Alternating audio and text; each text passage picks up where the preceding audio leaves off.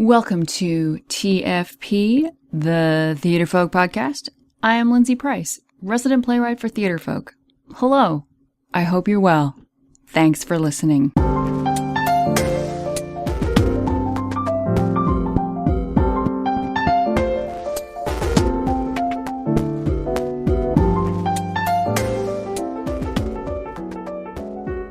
So it was just Thanksgiving weekend here in Canada, and even though Craig and I don't eat meat or dairy, that did not mean that we did not have a stomach-stretching feast. Oh, it was so good. And even though it's something we should do every day, Thanksgiving is it's a good time to reflect on what we're thankful for. We're very thankful to have a roof over our heads and good health, not just for ourselves, but within our family. We're happy to be able to continue working at what we love and with each other. A lot of people ask Craig and I, how on earth are we not only able to work together, but spend all day together, every day together. And I hate to be all mushy, but we get cranky when we're apart. And lastly, well, we're really thankful for all of you out there. And I don't hate to be mushy when I say that we love our customers. Stay tuned at the end of the podcast to hear about something we're so thrilled and grateful to have received from a group of customers. You guys are the best folks, and well, we're really proud to be part of your community. Except for those of you who ignore copyright laws or purposely fail to educate yourself on copyright law. Couldn't figure out a way to do that. That was by far the weirdest and awkwardest segue ever. We love you. We're so happy to be part of your community. Bad teachers who violate copyright law. Bad teacher. As you may have guessed, so copyright is the topic of the podcast today. And, you know, it's a topic in the theatrical world, whether you're a professional or an amateur, you're doing a community production or a school production. It's something where everybody falls under the same rules. Plays are protected by copyright. But there's a lot of people out there who have no idea what that means. We get calls from people all the time who sort of been flung into the role of director and don't know what it means to get permission to perform a play or copy a play. We have students who, and why would they, have no idea that plays need to, you need a royalty to perform them. I have adults who had no idea that when you go to see a play that production had to, you know, basically rent the play. And, you know, same thing with changes. Teachers contact me and tell me about the changes they've made to one of my scripts because they were sure that I wouldn't mind. Well, you know, you can't do that. And I have to tell you, just on a purely personal level, when someone changes one of my plays because they think I wouldn't mind, that kills a little piece of my soul inside. Yep, if you change my script without acting because you think it doesn't matter, because I wouldn't care, a little piece of my soul dies. That's what you're responsible for, just so you know. But, you know, it's not even just people putting on plays or people going to see plays. It's playwrights, too. There are playwrights who have no idea or are confused about copyright. How do I copyright my play? What does that mean? Do I have to register my play? Do I, if I'm signing a publishing contract, does that like sign my copyright away? Okay, so today I'm going to go in this podcast over copyright on both sides of the fence. And let's be frank, this is a podcast for beginners. If you don't know, you know, if you're a beginning playwright, what do you have to do to copyright your work? If you're a beginning teacher, what do you have to do to follow copyright law? And really, most importantly, what can you do to teach your students about copyright law? It would be really great at the end of this sentence, if you played this podcast for your students. I'm going to include a quiz at the end, a quiz. I'm going to include a quiz at the end so that teachers, you can play part of this podcast for your students and then assess what they retain. What do they retain about copyright law? Okay, so here we go. What is copyright? So someone who has copyright, let's say in this case a play, that means that they own that material. Think of it like owning a house. So the playwright owns the play, and they make the decision as to who can do the play or not do the play. And as the owner of the play, they get a fee for performance. Just like if you're the owner of a house and you're going to rent it out, you get a fee from the rentee. Royalty is like rent. And the owner of the play, under a copyright, because they own it, the owner of the play, the playwright, also decides what changes can be made to the play and what cannot be done to the play. You know, same as a house owner. So if you own a house, you can make changes to your house, whatever you want. You own it. But Joe Blow off the street can't come into your house and start knocking walls down, right? So if you're the owner of the house and you want to have someone come in and say, you know, paint or add an addition, you have a say as to who that is. You know, you have a say on what your house looks like. This notion of change gets really askew when it comes to plays. There is this notion that, particularly with music too, and with plays, that they're malleable, that they're changeable to whomever is putting them up. But you're not the owner, right? When you're putting up a play, you don't own the play. You're not buying the play. You're not buying the house, right? You're only renting. So you can't rent a house for free. So why would you expect to put a play on for free, right? You don't own it. You're renting it. You can't change the house. So why would it be okay to change the play? Really think about it in those terms. If you look at, you know, as the play as a house, what could you do to a house? Same thing. You couldn't come in off the street and change a house. You can't, when you're putting up a play, just change it willy-nilly. Renting, not owning. Now let's look at the specifics of the work, the play, right? The house, what the house is. So if you're a playwright, so here's what you can't copyright. You cannot copyright a title.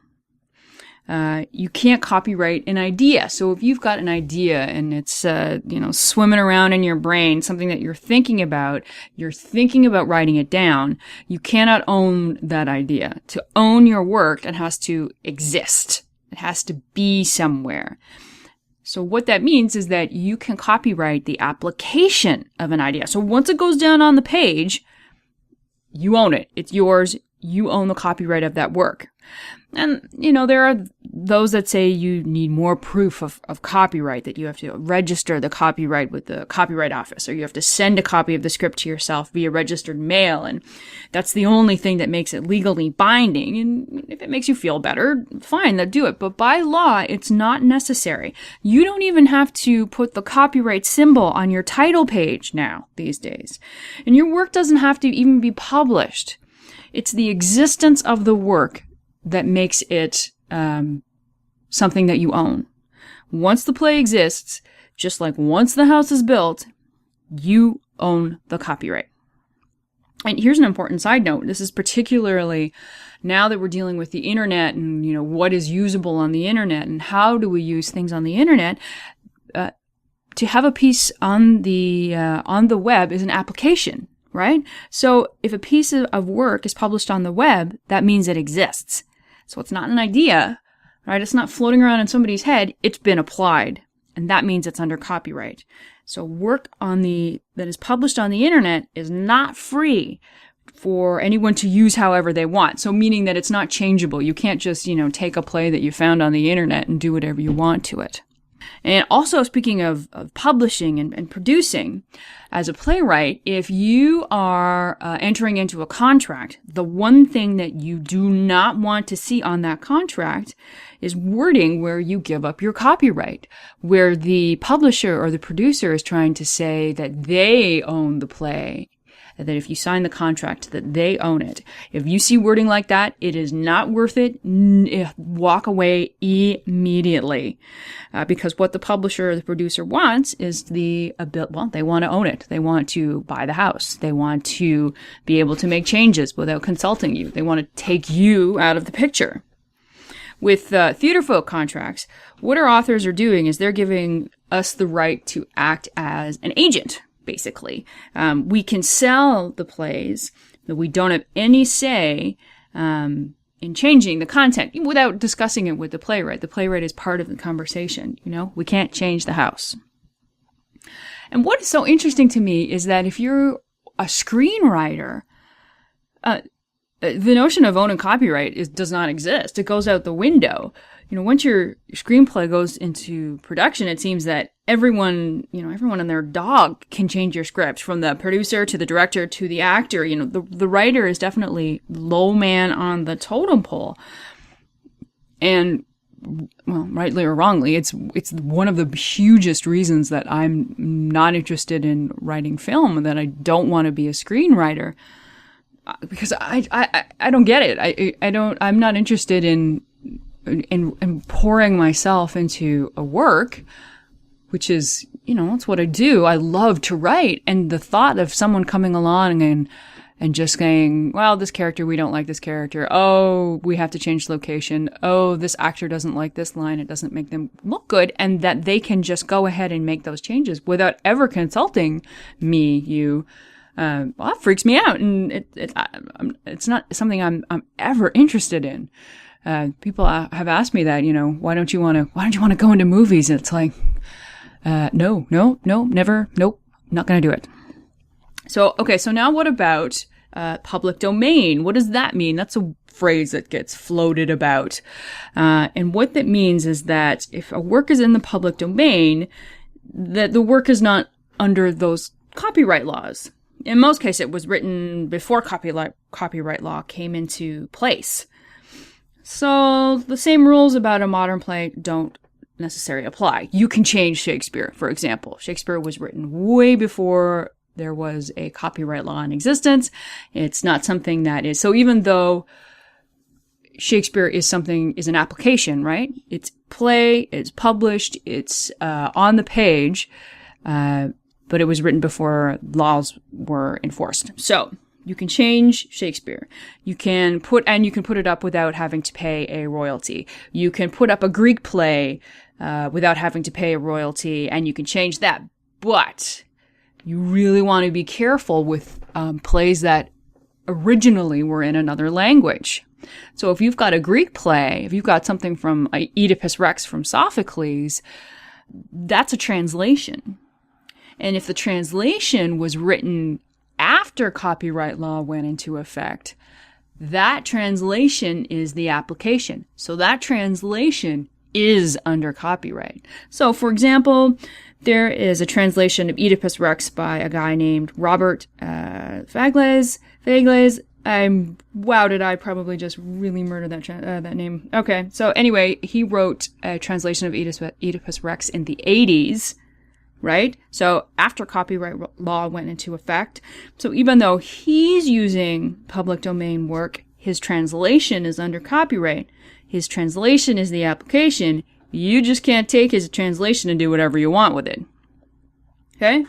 For the most part, works written before 1923, that's the magic year, are considered in the public domain. Next question. What is the shelf life of copyright? That depends. It's changed over the years. There was a time in the first half of the 20th century where you had to renew copyright. For many years, the movie It's a Wonderful Life was actually in the public domain because it fell out of copyright. The copyright wasn't renewed in 1974. Now, this is no longer the case. But you sort of have to do your research. Now, copyright does not have to be renewed. The time span of copyright is 70 years after the death of the writer. Something else to consider. So even if the writer has died, it doesn't mean their work immediately transfers into the public domain. So you're looking to produce a play and you think it might be in the public domain. You're not sure. Well, research it. Project Gutenberg is a collection of public domain works. You can go to Google and search your particular work. Is this piece in the public domain? In this day, I mean, there's no reason and there's no excuse for using something because it may be in the public domain. Make sure you know the information really is at our fingertips. Now, if you're putting on a play that was written in the 21st century or in the 20th century past 1923, you know what? It's under copyright. You have to abide by the laws. So you need permission to put on the play, either directly from the playwright or through a publisher who is acting on behalf of the playwright. And again, the information is out there. If you've got a published book in your hands, you've got the publisher information. It's there on the copyright page, usually before the character list. Now, every publisher has a website or a catalog with information about royalties. Again, just think of royalties as a rental fee, right? And what the scripts cost. And do not assume you can just perform a play because you're at a school, or you're not charging admission fees, or that, you can just copy a play. There is no, I didn't know, free pass when it comes to copyright infringement. You can actually be charged. Yep, I'll say that again. You can be charged. It's copyright law. And that means if you put up a play without permission, if you change a play, you're breaking a law. That's something to really, really consider. And again, think of putting on a play and compare it to renting a house. So if there's a house that you really, really like, you can't just walk in and plunk your stuff down, right? So you can't just put on a play without finding out if the rights are available or finding out what the rental fee is per performance. Can you copy this play, or do you have to buy physical copies of the book? Sometimes, particularly with musicals, you might not be able to buy copies of the script. You might have to rent them. And then what's the condition you have to return them in? Yeah, when you rent a house, when you rent an apartment, when you're leaving it, you have to return it to the condition you found it in. So let's say on that house you want to make some cosmetic changes. You want to paint the bedroom blue. Find out the process for making those changes. It's quite possible. Maybe the landlord, the playwright, is really amenable. They might be really open to you painting that bedroom blue. But perhaps they don't want that bedroom to be blue. They want to keep everything exactly the way that it is. And they own the copyright, so they get to say. Something else to consider: music. The way music is attained these days is it's changed. But the rules of copyright haven't, right? So music is under copyright. You just can't throw in a song because it makes your show sound great. You can't just, mash up a couple of songs together and think that that's okay. Music falls under the same jurisdiction. And again, the information is out there. Find out if you can have permission to use music during the show. Find out if there are any fees. Do your research. Okay, so here's something that comes up a lot. For me, as a playwright, it's very hard to hear. The question of, well, we're a poor school. We don't have any money. We're doing this for a fundraiser. Oh, we're just students. Can't you give us a discount? Can't you let us do this for free? We're not charging admission. How could you ever possibly charge us? And the answer is because. Let's go back to the house example. If you're renting a house, you wouldn't say to the owner, can't you give me a discount? Can't you let me rent this house for free? Because the owner would say, no. Nope. You can't go into a bookstore and say, oh, can I have a discount? Can't I have this book for free? The bookstore would say, no. You can't go to a dentist and say, can I have my teeth cleaning for free? I'm just a student. And the answer is no, right? The royalty, the rent that you pay for a play, well, that's how a playwright makes their living. There's no salary for a playwright. There's no weekly wage. So if I'm going to say to you, yes, you can do your play for free, that means that that takes away from how I make my living. And it's really important to know that, plays don't just come into existence, just like houses don't come into existence. Houses are built over time. A lot of work and time and energy goes into building a house. And it's the same thing with a play. Houses don't magically come into being. Well, neither do plays. It's time and energy that goes into the construction of a play. And the playwright is the same as a builder. And the play is the same as a house. And that has to be taken into consideration.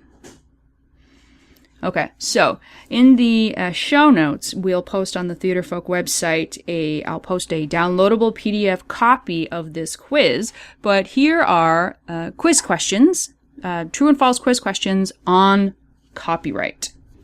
Titles cannot be copyrighted. True or false? Shakespeare is under copyright. True or false? You can copyright an idea. True or false? Playwrights should never sign a contract to give away their copyright. True or false? Playwrights have to register their copyright to make it legal. True or false? All works before 1950 are in the public domain. True or false? Works published on the internet are under copyright. True or false?